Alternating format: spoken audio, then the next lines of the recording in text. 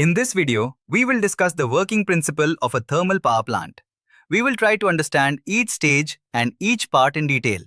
We will go through the complete thermal cycle by which electricity is generated, starting from feeding coal into the furnace up to the final generation of electricity in the generator. We will explain each step one by one. So first, let us begin our discussion with the conveyor belt.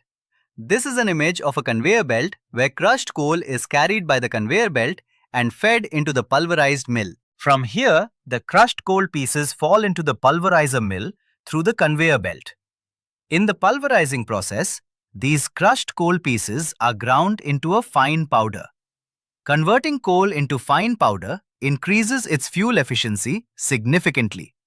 Then, this powdered coal dust, is sprayed into the boiler along with air and burnt. As a result, strong flames rise in the furnace. At the same time, air is pushed upward from below using a draught fan so that the thermal energy spreads uniformly throughout the entire boiler. See here how the draft fan pressurizes or pushes the hot flue gas throughout the boiler. The hot flue gas first passes through the main boiler section. In this part, water is converted into steam. Then this hot flue gas moves upward to another section of the boiler. This part is known as the superheater. Then the hot flue gas with hot air passes through the steam reheater. Lastly, it passes through the economizer. We shall soon discuss the function of reheater and economizer here in this video. In our model, we have shown two turbines. One is a high pressure turbine and the other is a low pressure turbine. First, the steam enters from the superheater directly into the high pressure turbine where it rotates the turbine and then exhausts. After losing some pressure and temperature, the steam comes out and goes back to the boiler section again, where it is reheated through this section of the piping circuit. This section is called the reheater. It is mainly located after the superheating section in the boiler along the path of flue gas flow. Then, this reheated steam goes back to the low pressure turbine where it again forces the turbine to rotate. After doing work in the low pressure turbine, the steam finally comes out for condensation. Here, the shafts of both the high pressure and low pressure turbines are connected to the same shaft, so both turbines rotate together. In some types of thermal power plant systems, an intermediate turbine is also used between the high pressure and low pressure turbines. But in our model, we have not shown the intermediate turbine for simplicity. Now come to the interesting part. Why do we use multiple stages of turbines, like high pressure turbines, intermediate pressure turbines and low pressure turbines on the same shaft instead of using a single turbine? This is because we supply steam in a superheated state, but the efficiency of the plant can only be increased if we extract more and more thermal energy from the boiler into the turbine. This is achieved by using intermediate stages. Actually, when superheated steam is applied to the turbine, it has already reached a high thermal state. You can consider it nearly saturated in terms of energy utilization. So, its ability to absorb additional heat energy is relatively lower at that stage. After doing work in the high-pressure turbine, the steam loses some of its pressure and temperature. When this partially expanded steam is sent back to the reheater section, it regains its ability to absorb heat energy more efficiently from the flue gases. As a result, the reheated steam can again carry significant thermal energy and expand further in the intermediate pressure and low pressure turbines to produce more work. In this way, the same steam first does work in the high pressure turbine, then returns to absorb more heat and again contributes to rotating the turbine blades in the later stages. So, by reheating and using multiple turbine stages, we are able to increase the overall thermal efficiency of the plant. This is one of the key philosophies of a thermal power plant. For better understanding, let me explain it once again. Steam leaves the superheater in a superheated state. It then enters the high-pressure turbine. In the high-pressure turbine, the steam expands and rotates the turbine shaft. During this process, it loses both pressure and temperature. After doing its work, the steam does not go directly to the condenser. Instead, it returns to the boiler through the reheater circuit. In the reheater, the steam gains thermal energy again.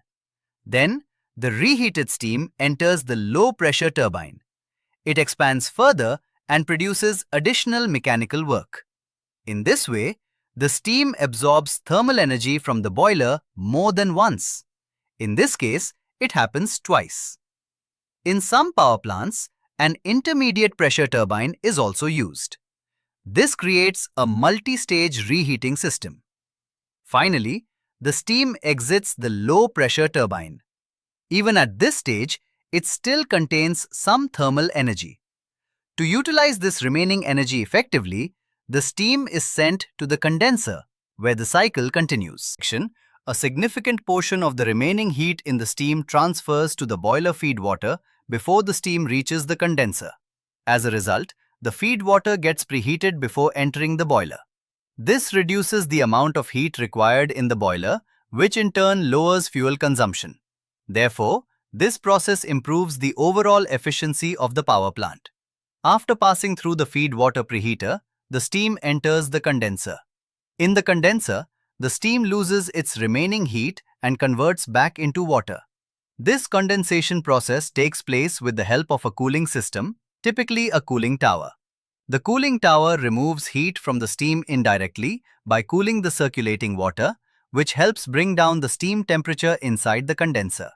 Finally, the condensed water, known as condensate, is collected and pumped back to the boiler.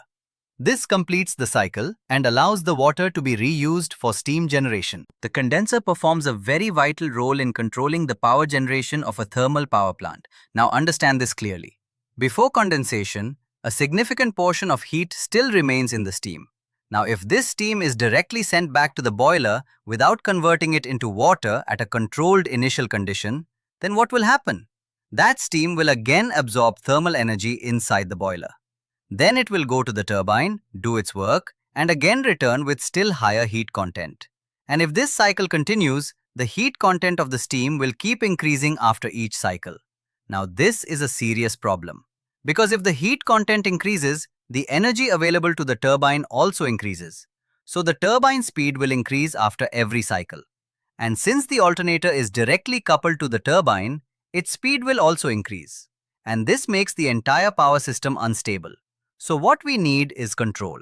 For stabilizing the system, the excess heat after completing one full cycle must be removed from the steam. And the steam must be converted into water at a fixed and controlled temperature before entering the boiler again. And this is exactly what the condenser does.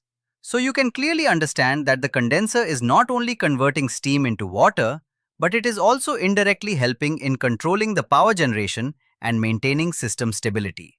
Now, come to the economizer. After the feed water enters the boiler system, it first passes through the economizer. Now, what is an economizer? An economizer is basically a network of pipes placed in the path of flue gases just before the gases leave the boiler section. Now, understand the logic. The flue gases, after transferring most of their heat in the boiler, still carry a significant amount of unused heat. If we simply release these gases into the atmosphere, that heat is wasted. So what we do is pass the feed water through the economizer pipes, and a significant portion of the remaining heat of the flue gases is transferred to this water. As a result, the water gets preheated before entering the main boiler. So now, the boiler does not need to supply that much additional heat for converting water into steam. And this reduces the fuel consumption. That is why this component is called an economizer, because it improves efficiency and saves fuel. Here, one thing we have missed including is the external feed water injecting arrangement. Although the same steam is recycled during the process, there is always an arrangement for injecting external distilled water into the boiler to compensate for the loss of water during each steam thermal cycle. There is another important component of a thermal power plant, and this is an electrostatic precipitator. This filter removes the dust particles from the flue gases before they are delivered to the chimney for exhaust. This is an imaginary model of that electrostatic precipitator, placed in the exhaust pipe between the boiler and chimney.